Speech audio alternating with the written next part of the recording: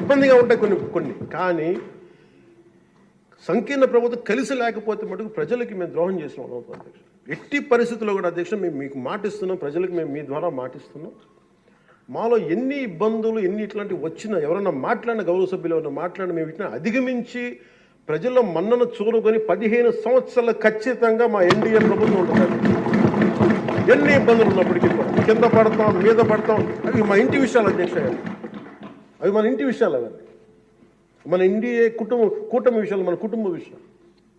కింద పడతాం మీద పడతాం ఒక మాట అనొచ్చు, ఇంకోటి అనొచ్చు, నాకు ఏం అభ్యంతరం. కానీ ఇంకొకసారి మటుకు గవర్నర్ గారికి గౌరవం ఇవ్వని వ్యక్తుల పార్టీ మటుకు ఈ సభలో అడుగు పెట్టకూడదు. వాళ్ళకి ఇప్పుడు అధికారం రాదు.